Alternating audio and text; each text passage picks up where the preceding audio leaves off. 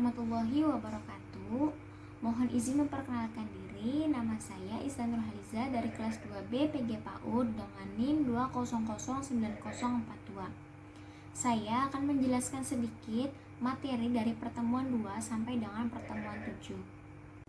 Pada pertemuan kedua, yaitu membahas materi tentang urgensi perkembangan sosial, emosional, moral, dan agama pada anak usia dini. Pentingnya urgensi perkembangan yaitu untuk menjadikan anak bangsa atau masyarakat menjadi insan madani yang berilmu, bertakwa, dan beriman sesuai dengan Pancasila.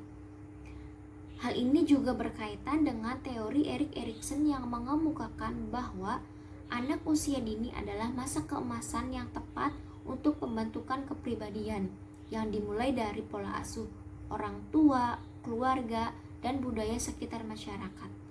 Adapun faktor yang mempengaruhi yaitu pola asuh orang tua, masa kematangan usia anak, pendidikan, mental, dan lingkungan belajar atau lingkungan sekitar. Adapun faktor penghambatnya yaitu kurangnya motivasi dari orang tua atau perhatian dari orang tua, tidak adanya bimbingan belajar, rendahnya motivasi belajar, dan adanya rasa malu atau minder ketika bersama dengan teman-temannya. Pada pertemuan ketiga yaitu menjelaskan materi tentang urgensi perkembangan sosial, emosional, moral, dan agama menurut teori Bandura. Teori Bandura mengemukakan bahwa perilaku anak dapat berkembang melalui pengamatan dari orang dewasa atau contoh yang diberikan oleh orang dewasa. Bandura melakukan eksperimen kepada 2 orang anak. Yang pertama, ia berikan tontonan kekerasan, kemudian ia berikan sebuah boneka dan membawanya ke suatu ruangan. Dan yang dilakukan oleh anak tersebut ialah melakukan sesuai dengan apa yang ia tonton. Pada anak yang kedua, ia tidak memberikan tontonan kekerasan. Namun, ia hanya memberikan sebuah boneka, kemudian membawanya ke suatu ruangan juga. Dan yang dilakukan oleh anak tersebut yaitu tidak melakukan hal yang tidak ditontonnya.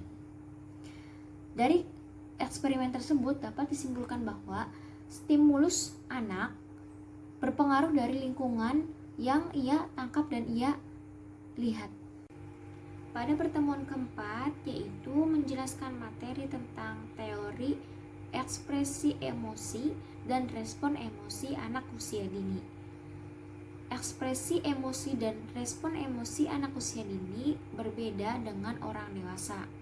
Adapun karakteristiknya yaitu bersifat sementara, berlangsung singkat, terlihat lebih hebat dan kuat, dapat diketahui dengan jelas dari tingkah lakunya, dan sering terjadi.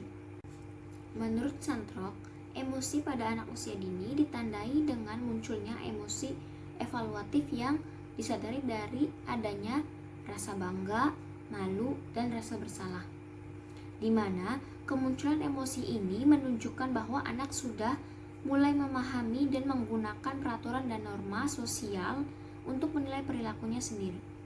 Adapun hal yang harus dipahami yaitu yang pertama, usia berpengaruh pada perbedaan perkembangan emosi.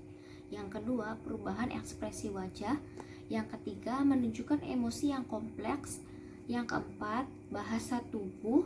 Dan yang kelima, suara dan kata. Pada pertemuan kelima yaitu membahas materi tentang pengaruh perkembangan prenatal dan neonatal atau sebelum dan sesudah lahir pada perkembangan emosi sosial, emosional, moral, dan agama pada anak usia dini. Adapun faktor yang mempengaruhi sebelum lahir yaitu ada genetik, kondisi fisik ibu yang rentan, konsumsi obat-obatan, penyakit bawaan dari orang tua, asupan nutrisi, dan stres pada ibu, serta proses kelahiran. Adapun faktor yang mempengaruhi setelah lahir yaitu makanan bergizi, kebutuhan energi, kesehatan, latihan stimulus, kasih sayang, sarana prasarana yang aman dan nyaman untuk anak, stres, dan kontak sosial. Stimulus yang diberikan kepada anak bisa berupa dengan pengalaman alam terbuka, memberikan banyak cinta, kasih sayang, dan juga Jangan memberikan target kepada anak, tapi hargailah usaha anak. Pada pertemuan ke-6 yaitu membahas materi tentang fase perkembangan masa bayi.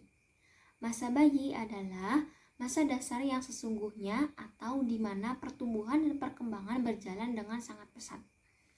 Adapun perkembangan fisik masa bayi yaitu berat badan, tinggi badan, proporsi fisik, tulang otot dan lemak, bangun tubuh, gigi, susunan saraf, perkembangan organ perasa.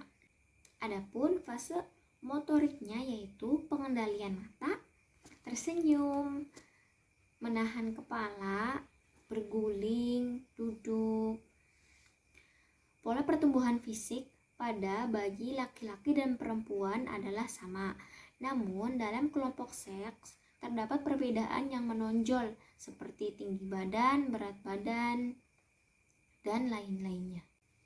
Bayi biasanya identik dengan tangisan. Bayi mengekspresikan dirinya dengan tangisan atau teriakan. Begitu juga jika bayi merasa senang, maka ia akan tersenyum dan tertawa. Pada pertemuan ke-7 yaitu membahas materi tentang fase perkembangan masa anak-anak. Pada masa anak-anak sering disebut juga sebagai fase bermain, bertanya, berkelompok, aktif, dan terampil. Perkembangan fisik pada masa anak-anak juga berbeda dengan masa bayi, seperti postur tubuh yang semakin membesar, gigi yang semakin banyak atau rapi, atau terkadang masih banyak yang berlubang, kemudian otot, berat badan, tinggi badan, semuanya lebih bertambah. Begitu juga dalam interaksi sosial, anak-anak sudah bisa berinteraksi dan berbicara dengan lancar. Emosi yang umum terjadi pada masa anak-anak yaitu yang pertama amarah. Biasanya terjadi karena pertengkaran mengenai permainan. Yang kedua yaitu rasa takut. Yang ketiga cemburu, yaitu apabila ia merasa bahwa perhatian orang tuanya beralih ke hal lain. Kemudian rasa ingin tahu yang lebih tinggi, lebih besar gitu. Kemudian iri hati, kasih sayang, sedih, gembira, dan sebagainya. Mungkin hanya itu yang bisa dapat saya sampaikan, kurang lebihnya mohon maaf.